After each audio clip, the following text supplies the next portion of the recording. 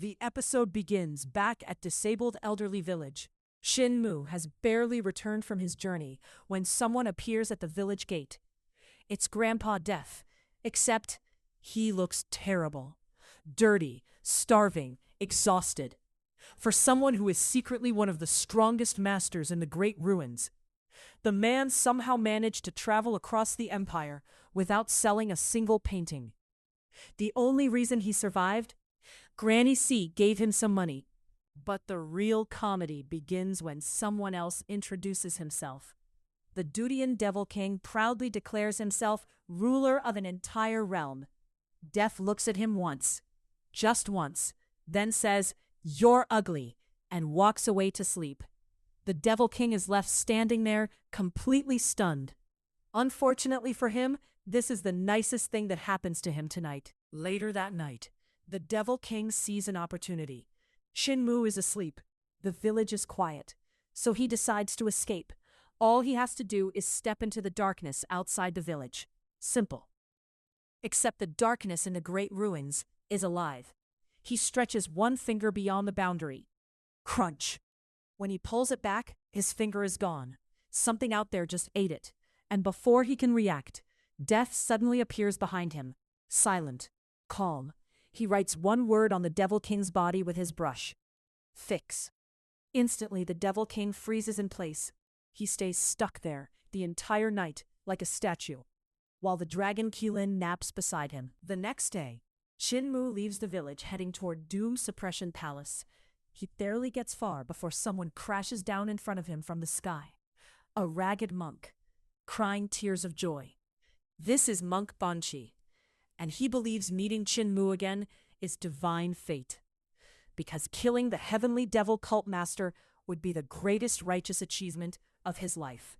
Banqi activates his ultimate technique, Vajra Unbeatable. His body grows to nearly 12 yards tall. A blazing sun appears behind his head, and suddenly, his body becomes so tough that spirit weapons can't even scratch him. One strike sends Qin Mu sliding across the ground. But Qin Mu doesn't panic. Instead, he activates the Overlord Body 3 Elixir technique. Then the battlefield explodes with transformations. Qin Mu's elemental forms. First, Venus Sovereign. Golden tiger claws tear through the air. Then, Mercury Sovereign. A water deity slams Banqi into the ground. Then, Mars Sovereign. Fire erupts as Qin Mu's third eye fires beams of scorching flame. 2 of the monk's fingers are cut clean off. But Banqi refuses to fall. The mountain technique Banqi unleashes his ultimate move, Mount Meru Mudra. A phantom sacred mountain appears above Qin Mu and crashes downward. The impact shakes the battlefield. For a moment, it looks like Qin Mu might actually lose. But Qin Mu was never aiming for the monk. The decisive strike instead. He targets the sun behind Banqi's head, the source of the Vajra Unbeatable technique. The junior protector sword shoots forward like lightning. Banqi raises his hand to block. That single moment is all Qin Mu needs. One punch, powered by the solar forged divine art. The sun shatters. Banqi's body shrinks instantly. His invincible technique collapses. The final chase. Banqi turns and runs. He escapes 6 miles in just a few breaths. Finally, he relaxes. He believes Qin Mu could never catch him. Then the sky explodes. Tempest of the 9 dragons. 45 roaring dragons tear through the air. And one final punch ends the fight. Banqi's headless body falls from the sky. Qin Mu is injured, but the victory comes at a cost. Qin Mu suffers broken ribs, deep wounds across his back, damaged lungs.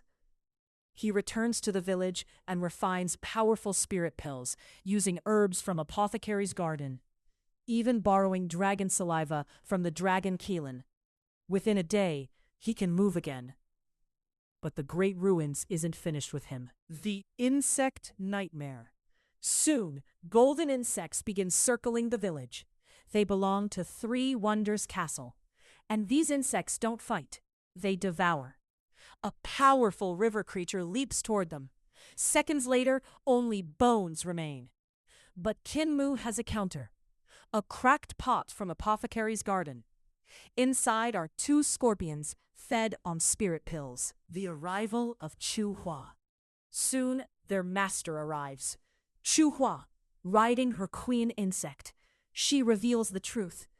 Three Wonders Castle has been destroyed. Her teacher is dead. Her family executed. She has nowhere left to go. Even Qin Mu understands her pain, but they walk different paths, and neither of them can step back. The scorpions appear. Chu Hua unleashes her swarm. Thousands of venomous insects rush forward. Qin Mu opens the pot. Two scorpions crawl out. Then they grow. 30 yards, 50 yards, 60 yards long.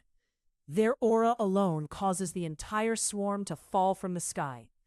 Chu Hua tries to escape, but the scorpion tail lashes out like lightning, and the battle ends instantly. Qin Mu's breaking point. After all this, Qin Mu returns to the village exhausted and takes out his frustration on the frozen Dutian Devil King, punching him, kicking him, even summoning lightning to strike him. The Devil King groans. When did I ever provoke you? The final problem. Just when Qin Mu thinks the trouble is over, more cultivators arrive at the village. Without saying a word, Qin Mu borrows Granny C's copper mirror, channels his vital qi into it, and their souls scatter instantly. Walking back inside, he sighs. Will there ever be an end to this?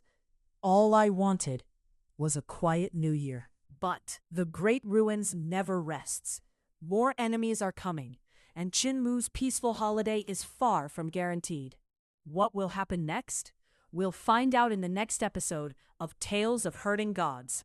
If you enjoyed this recap, like the video, subscribe, and turn on notifications so you never miss the next breakdown.